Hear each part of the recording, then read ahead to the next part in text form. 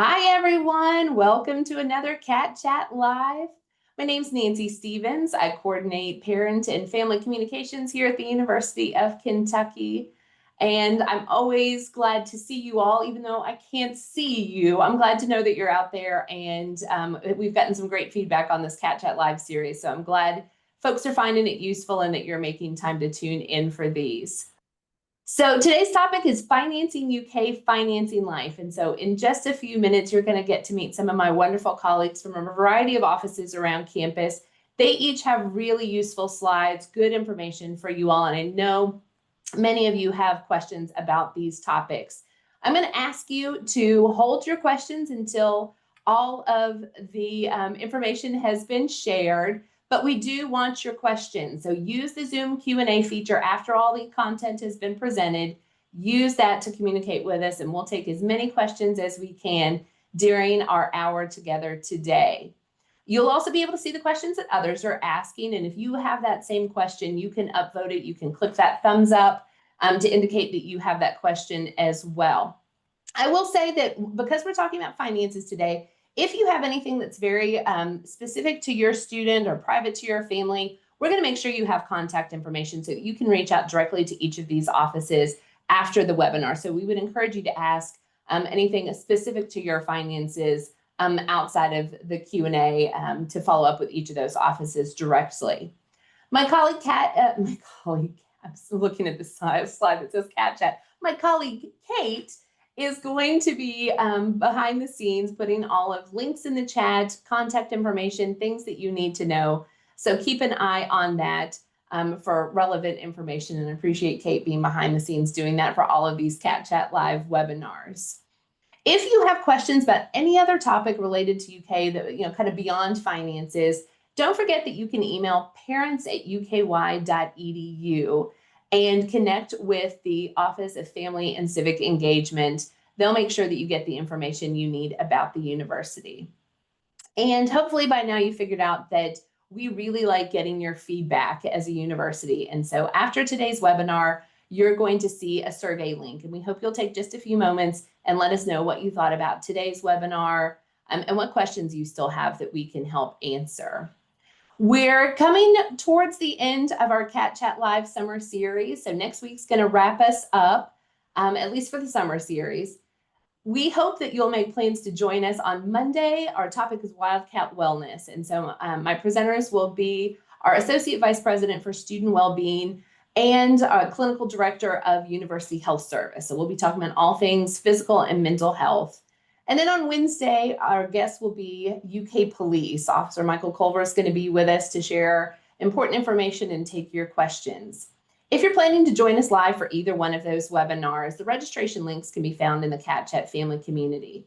If you're not able to join us live, you'll be able to go back into Cat Chat and find those recordings after each of the webinars. Fall topics for the Cat Chat Live series are coming soon. I know we've already got one planned that's a family weekend preview. This morning, I was talking to my colleagues in the CARES First Generation office. We'll have a webinar later this fall previewing all of the fun activities during First Generation Student Week. So be looking in Cat Chat for all of those fall topics. We'll have a not quite as frequent, but still really good series for you later this fall. And again, a reminder that the Cat Chat family community is your one-stop shop for University of Kentucky information. It's an official source of information for the university. And so it's where we hope you'll turn when you do have questions, when you want to access these Cat Chat Live recordings and so much other good information about the university. So those are all of my announcements to get us started. So I'm going to start turning things over to our guests today. So first we're going to hear from Tiffany Jackson in Student Financial Aid and Scholarships. And then after that, Ruben Harness with Student Account Services. And last but never least, Marianne Young with Financial Wellness. So I appreciate all of them making time. It's August. They're getting a lot of emails, a lot of questions, a lot of phone calls. But I really appreciate them taking time to present this information to you, and know you're going to learn a lot from them today. So we'll get things started by turning things over to Tiffany. Thanks so much, y'all. Thank you so much, Nancy. I appreciate the opportunity to be with you all today. So thank you for indulging me in sharing some hopefully quick tips, self-help guides, and what do I do next questions. And so let's get started. And the very first component that I always direct a family to that I think is the most helpful in terms of I have a question at 8 p.m. and there's no one I can call, and that is drawing your attention to our financial aid website. So you're going to see quite a bit of informational self-help topics here, specifically if you look in our FAQ section. So what you're going to do is on our main page, if you scroll down just a little bit, you're going to identify I'm an incoming freshman, I'm a continuing student, I'm a transfer student. So you can really try to navigate in which arena you're looking for information. So we find that really helpful. And certainly we're here as this spawns questions that you may or may not have gotten the answer to, or maybe it created a different question, which happens all the time. So just wanted to draw your attention to that. Secondly, if you are new to UK, then your My UK portal is going to be a great first step in identifying where your financial aid counselor is. But if you're having trouble navigating that, in the directory section here, you can also see who your counselor is by your last name. We all have designated students and families that we are here helping. Nancy? Moving right along to our next piece, and that is the dreaded 4-letter word or 5-letter word, depending on what you want to call it, is the FAFSA. This is not a requirement at UK. Most of you have completed this process, but the reason that it's really important to have it as part of the Cat Chat Live is because if you have recently completed a FAFSA, you're probably asking questions about where is my aid offer, what's the next step. So we receive FAFSAs from the Department of Education a couple of times a week, but not every day. So if it's something that you've recently completed and you're not seeing that identified in your My UK info in the financials section, it's probably because we haven't gotten your FAFSA yet. But if you've completed it more than a week ago and you're still not seeing anything about your FAFSA having been received, then that's the time to contact our office or your financial aid counselor. And let's make sure that we need everything that we have is exactly what we need to get your FAFSA synced to your student record. So that's my shameless plug for File Your FAFSA if you'd like it. And this is kind of where we are right now. So where we are right now is making sure that you have already logged into your My UK portal, that you have familiarized yourself with the financials tab at the top of that. But then the next step is making sure that you have reviewed your financial aid offer and you've made some decisions. You've accepted some of those aid offers, you've declined some of those aid offers if you didn't want them. But that is a huge component to whether or not my friend Ruben, when he starts talking, will have other pieces to talk about your billing statement. So if you have aid, and I've had this question about 10 times already today, if you have aid that you have seen, but it's not reflecting as an estimate or giving you kind of a buffer or a credit on your billing statement that got generated, it may be because you haven't accepted that aid offer. Because unless you have it accepted, it's not going to show as a credit on your account. There is another piece of this puzzle. There's a second phase 2, which we're going to get to here in a second. But this is the first step, is reviewing your aid offer and accepting it if you want those. Thank you, Nancy. So this is not to steal Ruben's thunder by any stretch of the imagination, but we just have this so that you can make sure that you fully understand. And that is, if you are living in UK housing, you're taking courses at UK, and those components, those are all going to be on the billing statement that the Student Account Services team generates. But we get this quite a bit, and that is, what if I'm not living on campus? What happens to some of the aid if it is more than what I'm actually being charged on my bill? And so that's an important question that I know that Ruben is going to go over in terms of what that looks like in the next phase for his team. But in theory, what you owe UK are the things that you're going to be billed by UK for: your tuition and fees, your books, if you have the book fees from faculty directly, student fees, and then certainly your housing and your meal plan. Then the last thing would be any pending aid. So anything you've accepted and completed all the pieces and parts, those are your pending aid. And then that's what you're going to look like in terms of anything that you still owe or whether or not you're getting a credit. And then Ruben can talk about how they process those pieces.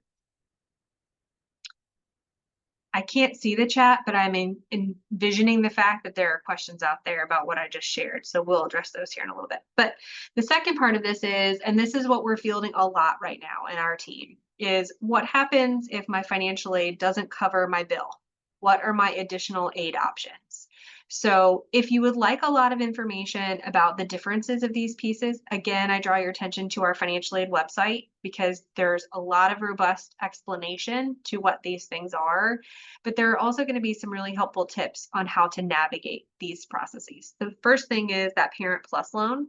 That is a federal loan for the parent of an undergraduate student.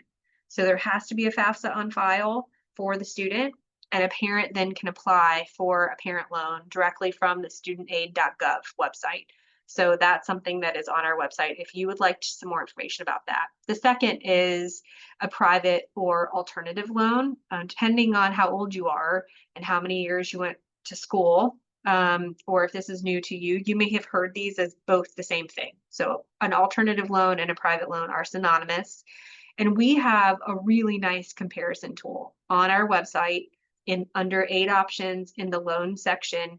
We have a comparison tool where you can actually compare several lenders together and identify which lender may be best for you and your circumstances. And then you can apply to that lender specifically to their website right from that tool. So if that's something that you're trying to navigate, that tool is very helpful. And then the other option, of course, is doing a payment plan, which I know Ruben was going to talk about, so I don't want to steal his thunder at all. Okay, this is the kicker. And if you remember nothing else from this Cat Chat Live, please remember this slide.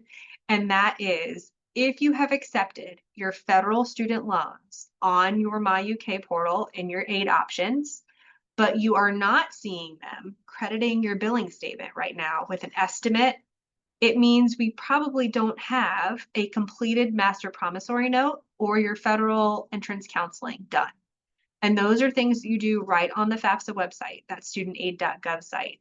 The second thing is on your MyUK portal, we are trying to continuously enhance that for the student experience.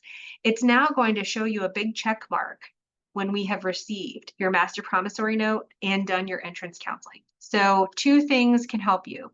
If you just don't see the green check marks that we have received these, and or you don't see them as an estimate on your billing statement, chances are this is what we don't have from you. So recognize that if you do this today, we will probably have that updated on the portal and within your billing statement and the estimated aid within 3 business days. So I implore you not to do it tonight at midnight and then call us tomorrow morning at 8 a.m. to see why it's not showing there, because I promise it won't yet. But if you give us a couple of business days once you do this, then it will pick up. And so this is just my shameless plug that this is probably a step you may have forgotten that you were told, you know, in May and June when you were told everything else. So it's not too late. You've done nothing wrong. This might just be the last step that you need to complete. So this is a great reminder to do that now. Okay, and the last thing is we are truly here to help you. We genuinely want to help answer questions that you have to ensure that your financial aid is correct and appropriate, and that we realize it's never enough, but we at least want to give you some good information and answers to questions that you have.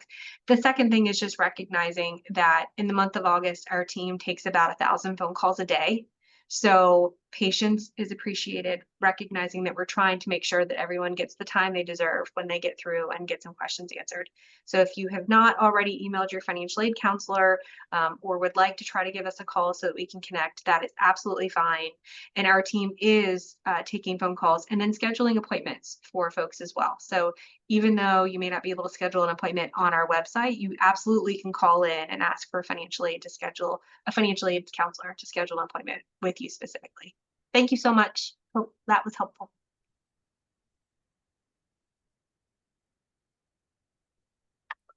All right, Ruben Harness of Student Account Services, I'm tagging you, my friend.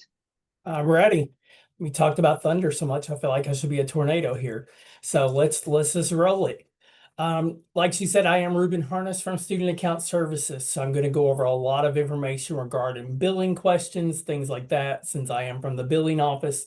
Really wish I could see your face because I know that was very exciting and I know you're thrilled to hear about how to pay your bill. I know a lot of questions you guys may have is like, how much do I owe? How do I pay my bill? What are the charges for? So we're going to cover all that in this session. And we're going to cover what you need to do, what your student needs to do before they actually get to campus. So let's get rolling. First of all, your student will get a bill the first of, or they've probably already received the bill actually. But what we actually bill for is tuition, online courses, programming course fees, housing, and dining. So if your student has been that good student and forward you the bill, you're probably reviewing that currently. So on the first bill that they received, it will be due on August 22nd. Let's go ahead and go to the next slide. And on that bill, you probably were reviewing a PDF attachment. So your students will always get their bill by email, and it will always go to their UK email. So if you need to see the bill, you need to make sure your student is aware that they need to forward that to you. You might want to put an alert in your phone that we do bill the first of every semester. So of course, here in August, we billed last week. You will get another bill in January. Your student will get another bill in January to their UK email. Okay, on your bills, you will see that it's due the 22nd of the month. There is a late fee if it's paid after the 22nd of 1.5%. We do give it a little bit of a leeway, so that late fee will actually not apply till the last day of every month that there is a balance. Your student will need to have their balance in full paid before they can register for the next semester. So your student here in the fall will start registering for classes the end of October, 1st of November. So your balance will need to be paid in full at that point. That's why our payment plans will go to October, and we'll talk about that here in a second. Okay, on the next slide here, we have in our installment payment plan. You can go up to 4 monthly installments per semester. So for fall, you can have August, September, October, and November. In the spring, you'll have January through April. And if your student happens to come in the summer, they have May till July. Now, the one thing you do need to remember with the installment payment plan is we do not automatically deduct that from your checking account. Your student or you will need to log in to make that payment each month that is due on the 22nd. There is a $50 enrollment fee, like the slide says, at during each semester. So that is cheaper normally than the late fee will be. So I encourage you to do that if you have an outstanding balance and you need a few extra months to pay that. Now on the next slide here, we will give an example of what this bill actually looks like. Hopefully, you've already seen this for your student. We will give you upfront credit for any estimated aid that we're aware of. That will include anything from the FAFSA, any external scholarships that we're aware of, or any internal scholarships that we're aware of. That will be listed as estimated aid. If you don't see your FAFSA information and items like that on the bill, like Tiffany said, I would make sure that your FAFSA has been completed and that we have received that. But like the bill says, this will be due on the 22nd of the month. It's the 22nd of every month. If you have a balance, that's when the actual bill is due. On the next slide here, we have information regarding how to log in to the UK portal. Your student can log in and look at their account. They can look at any outstanding transactions. You can look at the account as long as your student has given you access. If you pay with a credit card, you do have a 2.25% fee. Electronic check, there is no fee for that at all. If you want to make your payment in person, we do take checks in the office. We do not take cash. You can also mail the check to the office and we can process that. Just be sure to have your student's name and ID number on the check. And on the next slide here, this is where your student will give you guest access.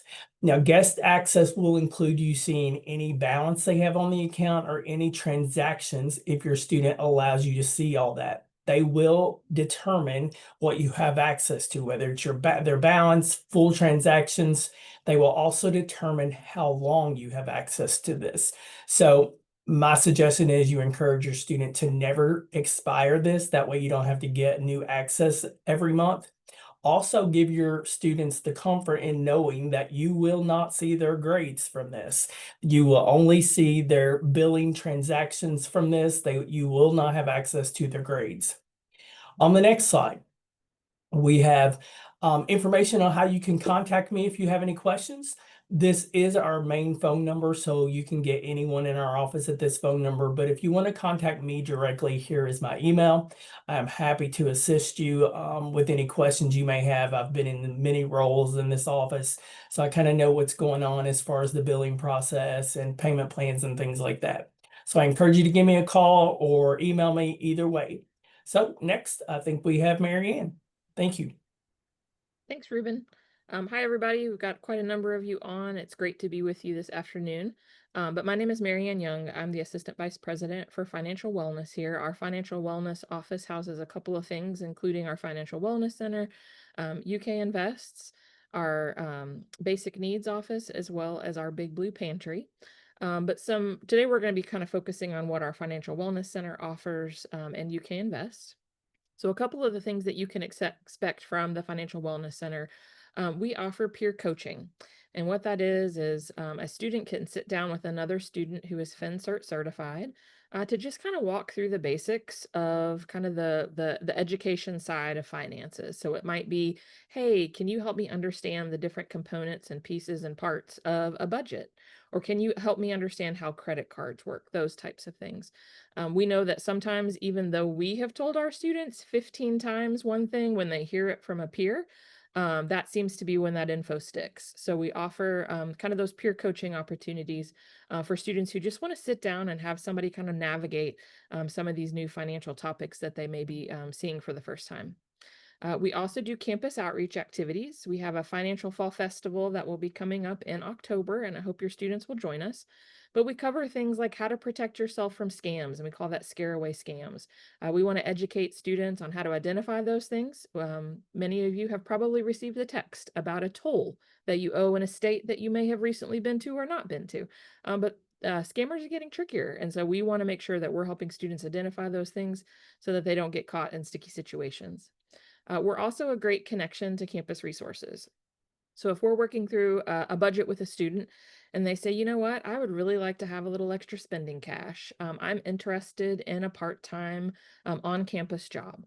We can help that student get connected to our career center to maybe get their resume updated or do some practice interviewing, or help them get connected to any other resources that we have on campus that can help the student navigate whatever the issue is. So we're often a first stop that leads to additional connections just to help that student make sure that they're getting the support that they need.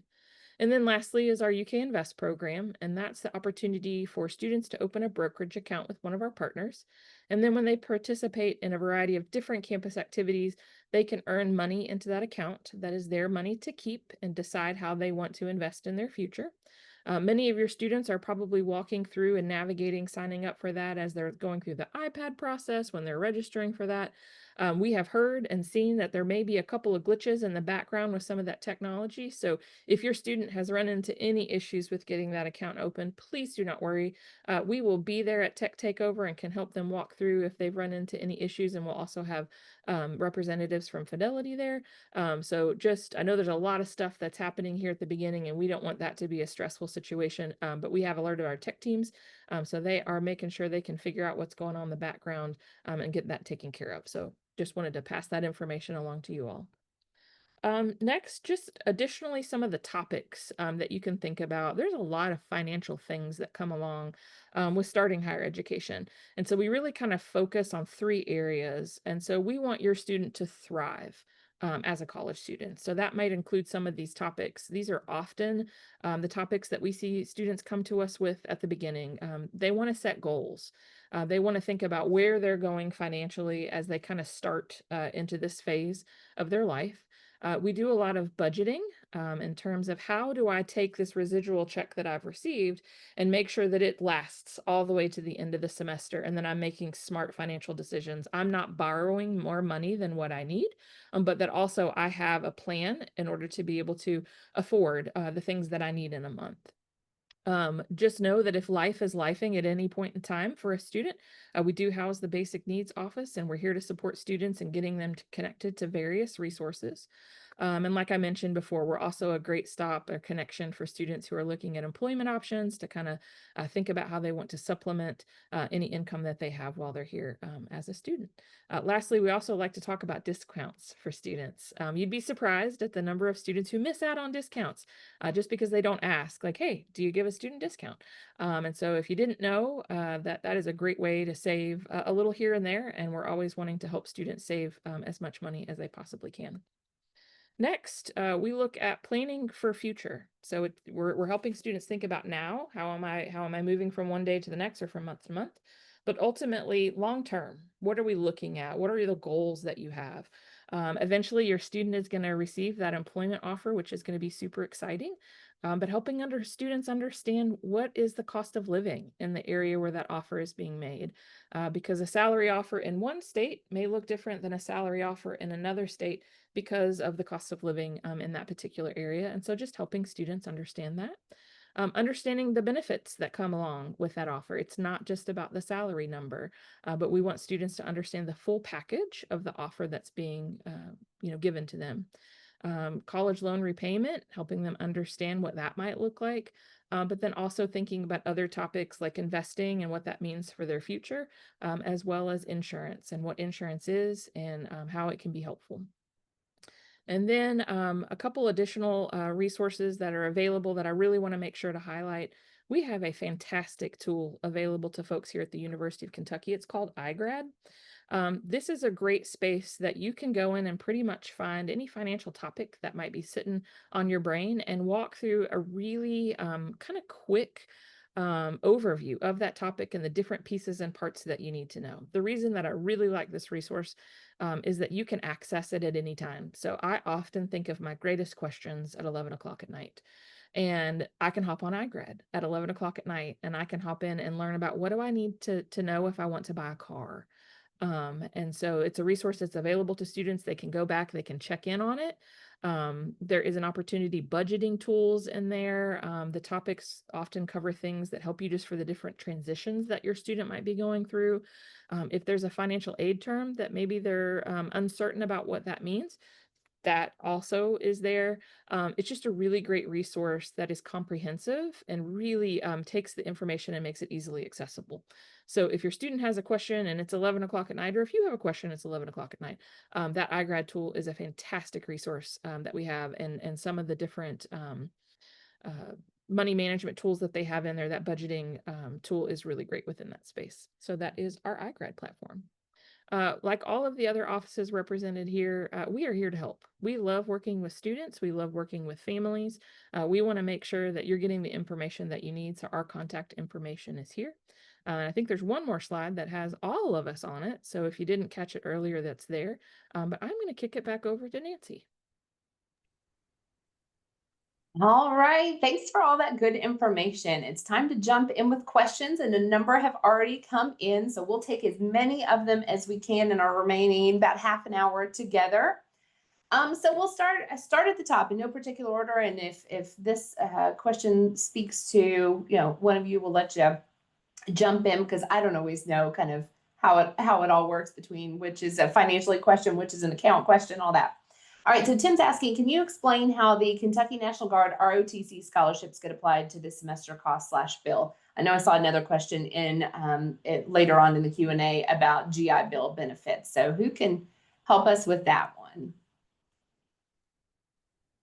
So I will say we actually get a list from the state of National Guardsmen. So that typically is something that our state grant coordinator in our financial aid and scholarships office will work with the state on making sure we get that roster, that we apply that anticipated funding. That funding does not come right away. So what it will look like is an estimate of that aid that's pending until we actually receive the funding.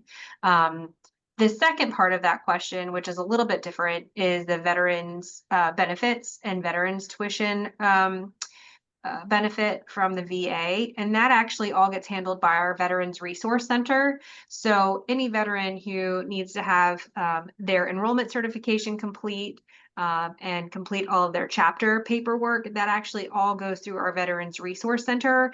And so they will work on completing all of the components that need to go directly to the VA. And then they will send us that roster once they get it from the VA as approved to apply to the financial aid system. So similar answers, but two different places that handle that information. So certainly if you have questions, you're welcome to reach out to your financial aid counselor so they can help navigate the correct contact for those. Also regarding that, Tiffany did say they're usually delayed and doesn't come in quite as quickly. Our office will lock the account so you won't have any late fees or anything like that. So find comfort in knowing that we understand it's going to come in late through the semester and we'll take care of the late fees and make sure you don't get any. All right, that's good to know. So now I'm kind of looking to see what our most popular questions and trends are.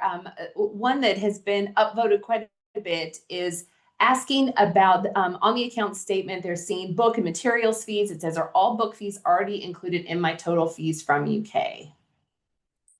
They're not already included. The only thing included on your account statement would be considered first day fees, which is where the professor has chosen to go with a first day book, which would be electronic book, and that information would be a part of your students' Canvas access. So they'll be able to download that book online, and that's what you're seeing the charge as far as a first day fee. But all classes do not use that, so it doesn't include all books. Right, that's good clarification. So our next most popular question is asking about how to pay directly from a 529 plan. I'll take that one also. That is what our office handles.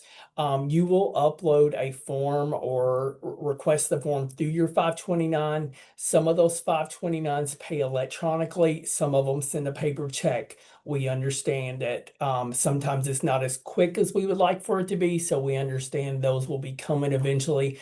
But our office does handle those. And as long as we are aware that they are coming, we will also log the account, knowing the 529 will process as soon as it arrives, whether it's paper or electronic, but we do process those daily as they come in.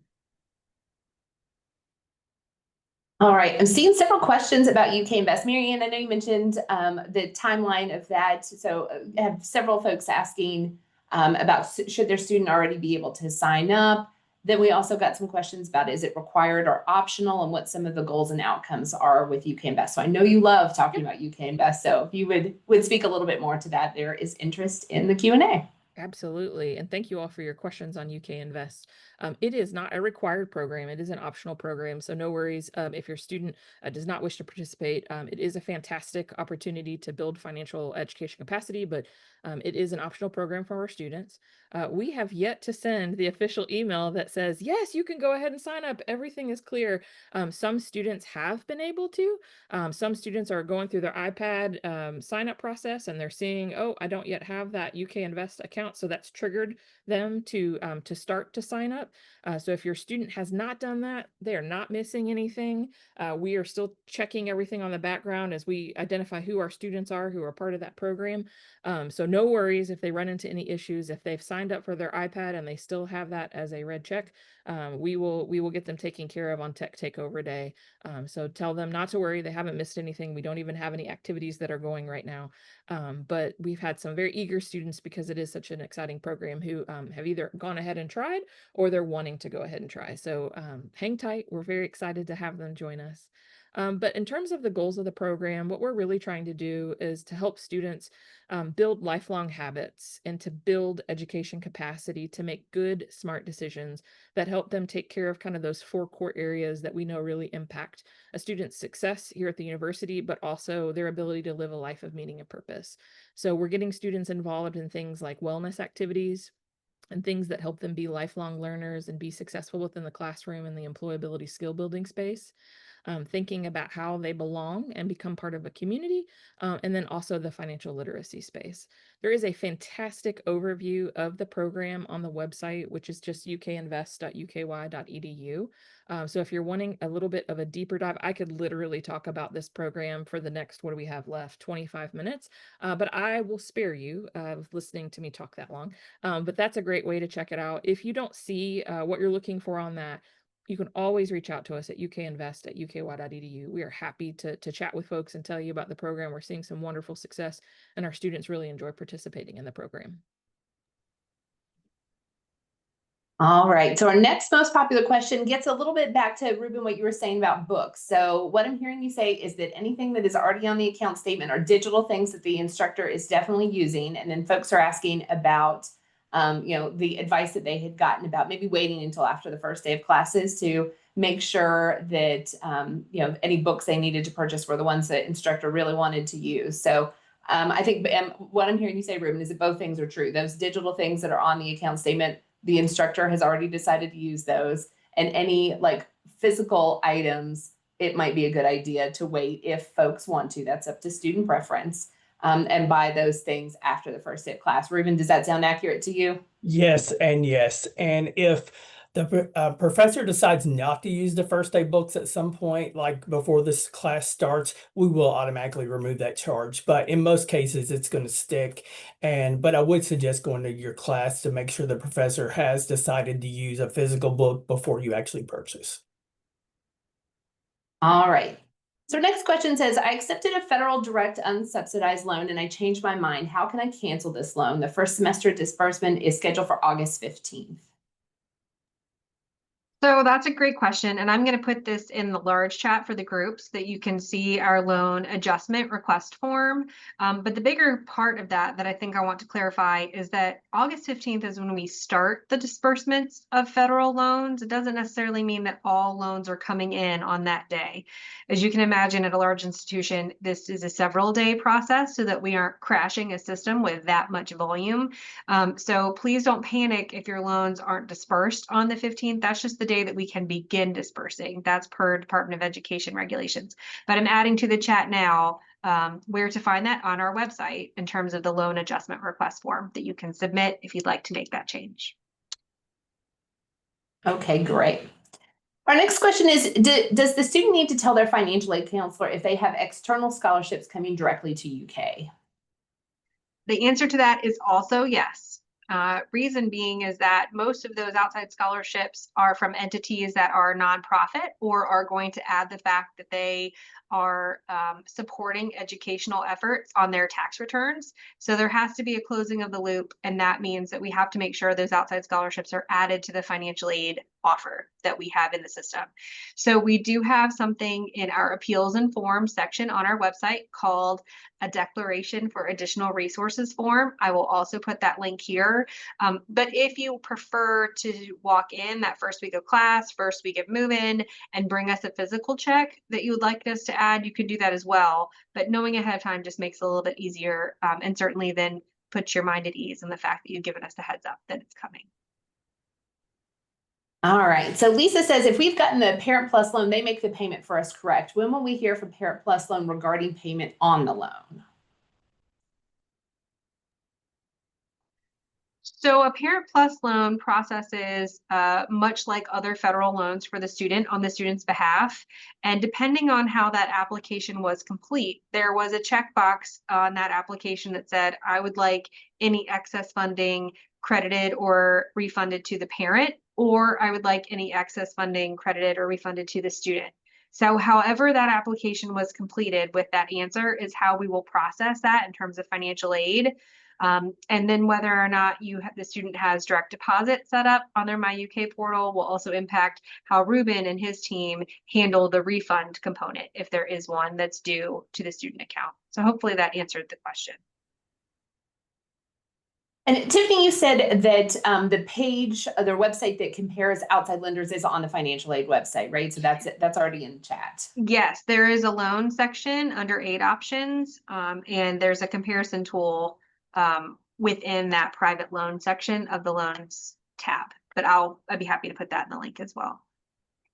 All right, Tiffany, I feel like we're on a run of questions for you. So you mentioned that if folks wanted to walk a check into the office, it's saying, do we need an appointment or can they just walk in? We take walk-ins every day from 8 to 4:30. So if you have an outside check that you'd like to make sure gets applied, that is a scholarship and not a payment, but a scholarship for your student, then yes, we will have a separate station set up, their entire K-week section, and certainly the first week of class, so that they can walk right into our office in Funkhauser and bring those checks on, show us the money, like Jerry McGuire. All right, so then our next one, if there's a surplus from loans taken, will that be sent to the parent or student? So Tiffany said that at least with Parent Plus, that's based on how it was originally set up. And then the question goes on, will it be a check sent, which address, student housing or permanent home address? We highly encourage you sign up for direct deposit because we run direct deposit much more often than we cut checks. So it is on your students' MyUK portal where they can choose direct deposit and enter their banking information. Again, we highly encourage the direct deposit. That way we do not have to worry about mailing a paper check, it getting lost in the mail, what address it goes to, things like that. However, it will go to the permanent address on file if your student does choose to get a paper check. But again, we highly encourage a direct deposit, so sign up for that.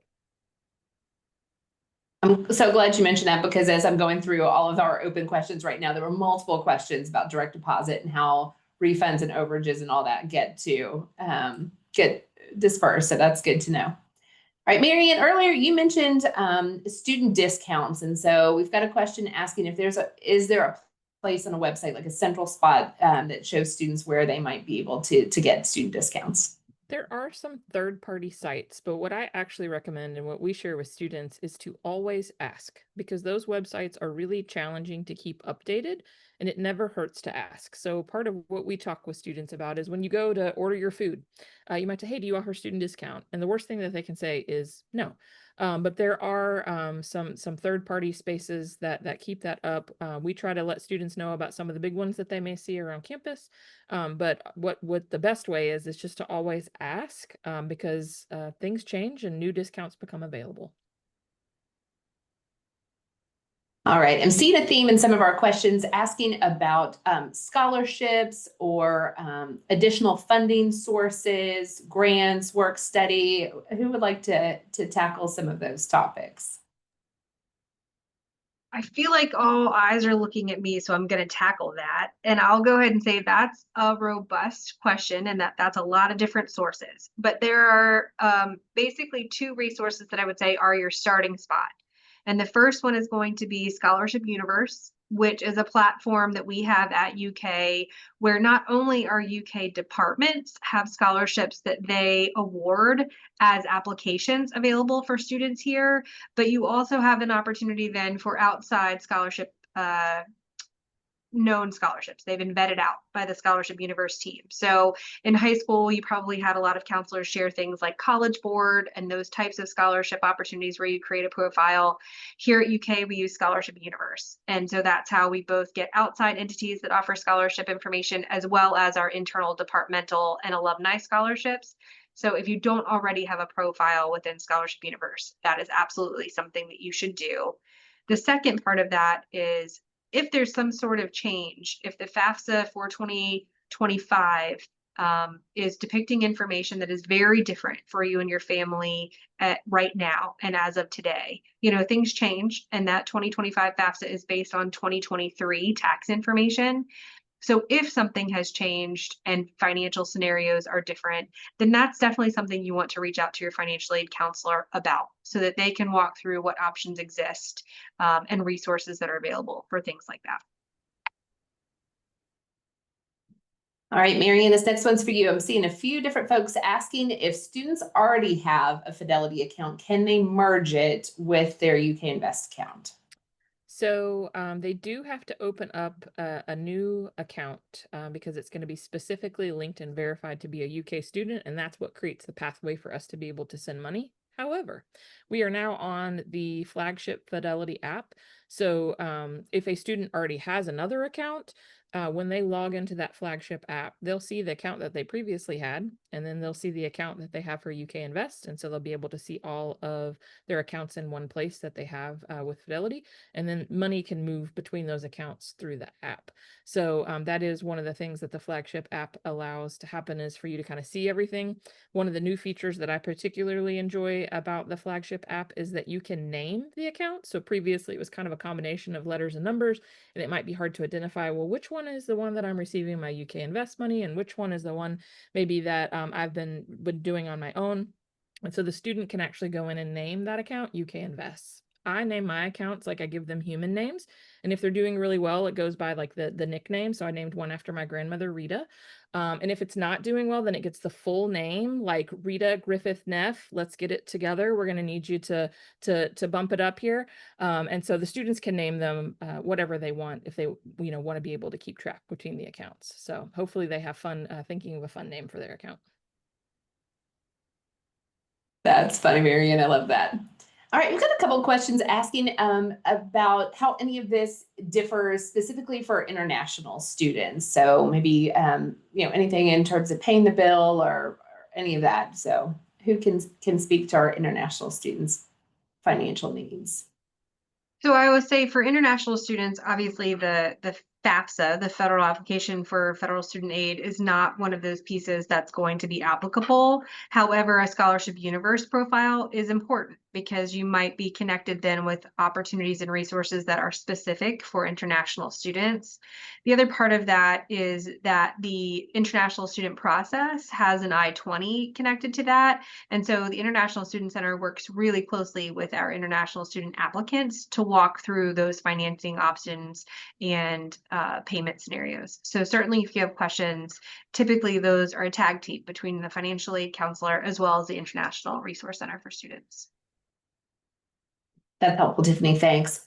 Got a couple of questions about scholarships and if they're applied every year. And I know you talked a little bit about Scholarship Universe too. So if you could speak to the scholarship kind of eligibility piece, that'd be great. Sure. So academic scholarships that your student was offered at the time of admission are 4-year scholarships, providing that the student meets any GPA requirement that might have been included in that letter in terms of what allows for renewability.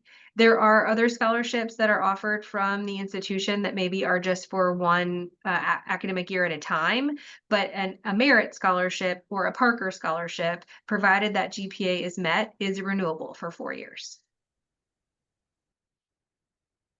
All right. Juggling our remaining open questions. All right, Angela's asking, can you explain how work study helps pay for college, or is it just a job for the student? It is just a job for the students. If they choose to use their paycheck and apply it to their account, that's perfectly fine, but we don't actually get the money. So if they still want to pay tuition balances or whatever, they would have to actually make a payment. All right, thanks, Ruben. Had a question just come in. Does UK add a fee for health insurance? Our family already has insurance and I don't want to pay both this school and my private insurance. So I'll take that one. And we'll talk a little bit more on Monday with University Health Service, but all students pay a mandatory health fee that covers unlimited sick visits at University Health Service. Now, we hope our students never have a more serious health issue, but if they do, that's when private insurance would be billed. So that, again, that mandatory health fee is assessed to all students and can't be waived. I know that is different at some other schools, but hopefully that answers that question. All right, so let's see our remaining open questions. So there's a question, when you say federal loans, that's different than the alternative or parent loan. Tiffany, that's, I think, for you. Yeah, I think that is in relation probably to that master promissory note and entrance counseling component. And so, yes, those two things are needed for a federal student loan, but a parent loan that is also federally funded does have a requirement of the master promissory note being completed. So it's important to make sure that you've done both of those things. All right. And then I'm going to go through some of these, even though we may have addressed bits and pieces of them here and there. Next one says, when and where should we expect to see our Parent Plus loan applied? We typically receive those in a batch from the Department of Education. And so once you've applied for a Parent Plus loan, if that is approved, then we are applying those within about 10 business days as soon as we receive that file from the Department of Education. So anyone at this point who applied prior to the last week of July should have that added to their financial aid offer. And if you're not seeing that, then absolutely reach out to our team. All right. And Tiffany, again, I think we're seeing a run of questions here for you. What student loans are the most recommended or the best? Is that where you would recommend to look at the comparison tool on the website? It absolutely is. The federal government gets very clear with offices of financial aid and financial wellness. I'm looking at Dr. Young, where we are not allowed to promote or recommend specific lenders, which is why we have included a third-party vendor in the comparison tool. That vendor is not a lender, so they are simply just educational in terms of reviewing those lender options so that you can feel informed about the things that are important to you. And to me, those things are interest rates and repayment terms, things like that. Okay. The next question says, my offer from UK says I'm eligible for a subsidized loan. When I log on to FAFSA, only unsubsidized shows up. So this is the big trick between what you can see on the FAFSA website versus what you get from an institution. And that is that the FAFSA may determine that you might have some financial need and say you may qualify for these things. And they use the word may. And the reason is because when you completed that FAFSA, they had absolutely no idea where you were admitted or what type of financial aid you were receiving from those institutions. And so if initially you may have thought you were eligible for subsidized loan funding because that's what the FAFSA information shared, what they didn't know is whether or not you were receiving scholarship aid or other need-based aid from the state of Kentucky. And so that all impacts whether or not you still have quote unquote financial need. And that's necessary for a subsidized loan to be offered. But if you really want a financial aid counselor to look at that just to confirm, you're welcome to reach out. But that's just kind of myth busting in the why you may see something different on a FAFSA slide deck or email from them versus what you see from the actual institution. All right, so this next question gets back to our past conversation about 529. It says, if paying digitally, how do we notify you that we started the payment process? Email, call, or are you automatically notified from the software? You're welcome to email or call. We're not automatically notified. If it's done digitally and they do an electronic transfer, that all happens rather fast, but you are welcome to call our office and speak to Wendy Christian. All right, okay, now I think we're getting into a group kind of asking us some clarifying questions for things we talked about earlier. This next one says, for changing my status for declining the federal loan is the form called the Loan Adjustment Request Form. I'm seeing Tiffany nod. Yes, yes, it is. All right, and then this next one's a follow-up question for Marianne about the UK Invest app name. Yes, so it is Fidelity's app. It is their flagship app, so that's where they get the wording on flagship. But students don't need to remember any of that because there's a very specific QR code that they need to get the right view of that app. So we will send them that information as well as be available throughout campus. If they have an interest, we'll help them get that app, get the right version of it. Okay, great. This next question's asking for the link for student employment. So I'll ask Kate if she doesn't mind putting that in the chat. And then it also says, can my student apply for scholarships during college as well? And the answer to that is yes. And the Scholarship Universe link that Tiffany mentioned is in the chat already. All right. This next one looks like it's about the billing for the meal plan. It says if they are not all used, does the student receive a refund at the end of each semester? So we talked to dining earlier in the Cat Chat live series. And so I'm trying to throw back to a couple of weeks ago. I do not believe there is a refund for unused meals. Or I'm seeing Ruben shake his head. So good. I am not misinformed about that. All right. Thanks, Ruben. And so then the follow-up question about the mandatory student health fee, it says, when do we have to pay that? Ruben, those are all on, the mandatory fees are all on the account statements that students have already received, right? Yes, they are. They're just included in your regular tuition. Okay, great. And again, that student health fee is different than insurance. So students either can, some of them may still be on family insurance plans. there is also information on the University Health's website about how students can purchase insurance through a vendor that UK has partnered with. All right, so this next one says, can Tiffany please repeat info on renewal of academic scholarship awards, or where we can get details to confirm if the student needs to accept these on an annual basis, so long as they meet the requirements to receive them? That's a great question. So the answer is yes. Anytime an aid offer for every academic year is posted, then that acceptance must be a part of the steps that the student takes on their MyUK portal. But the first part of that question is, right now on our website, on the scholarship section, you can actually see the renewal requirements based on the scholarship type, name of it, and the amount that you received. And that also should be in the email letter that the student received, acknowledging the fact that the scholarship had been earned. So congratulations on the academic scholarships. But yes, those are two places that you can see those requirements. And certainly every year when we re-offer aid, then it will need to be something that is accepted. I don't know why you'd want to decline free money, but yes, you need to at least acknowledge. Mainly that's because that has the terms and conditions of the scholarship itself listed there. All right, y'all, we managed to do it. There are no open questions right now. We have a couple of minutes left. So if folks have one or two final burning questions, we can take those. But while folks are entering any final questions they may have, I'm gonna open it back up to our panel. Are there any things that we did not address today that you're thinking, oh, that's a hot tip, I want to make sure I'm giving them, or you all are probably seeing, again, themes in some of the emails and phone calls that are coming in from students and from families. So any final tips or information? I think the one shameless plug that I would say is that if you've had a FAFSA completed for some time, and in that MyUK portal, in your My Financial offer, you do not see any type of federal student loan that's been offered, chances are that we were requesting some documentation from you. So just a quick review of your MyUK portal, that financials tab, and just making sure that everything says you're up to date, you owe us nothing, is a really good thing to check right now, especially before we get to move in. Having that anxiety the first week of class is just not good for anybody. So we're here to help through that, but it's a good check.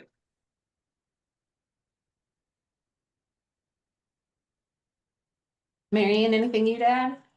I would just say, please don't hesitate to ask. Like Tiffany was saying, there's a lot of pieces and parts to navigate. And while we do this every day, you don't. And so we would be more than happy. It is best to ask the question and ask it early, than to try to navigate it and then don't have that confidence that you've gotten the information that you need. So Ruben, Tiffany's offices and teams do a fantastic job. Financial Wellness here is here to support. So that would be the takeaway, is that you don't have to do it by yourself. We're here to help. I would Yeah, I also agree. encourage your student to do as much as possible. Encourage them to get out there, ask questions, instead of you taking the lead on everything. That's just how they learn. We deal with students every day. Most of us are parents in this office, so we know what it's like to go through this. So encourage your student to ask questions, and that way they get more comfortable year by year on how to handle things. That's really great advice, Ruben. I'm glad you mentioned that as well. One last question. Someone asked about what hours that offices would be open for walk-ins leading up to move-in. So I suspect that's on the financial aid and the student account services side. We're here every day, 8 to 4:30. So there's someone always in the office during those hours. Ditto. 8 to 4:30. We're here every day. All right, so I think we've taken all of our questions now. Oh, we've got a nice comment from Gina, and there was a nice one earlier. Gina saying this all seems so terrifying at times, and having you all answer questions is so helpful. So it says thanks. So I join Gina in saying thanks to Ruben and Tiffany and Marianne. This was a lot of good information. Again, this is very detailed and can be a confusing process. So I so appreciate you all taking time to explain it and take family questions. And as always, I appreciate Kate being behind the scenes, helping get all the good information in the chat. We hope you found this helpful. We appreciate your time. We hope you'll join us for next week's Cat Chat Lives. Again, we'll be wrapping up our summer series with Wildcat Wellness and UK Police. So thinking about those health and safety things, we know those are top of mind for parents and families. Have a great rest of your day. Thanks again. Go Cats. Bye, everyone.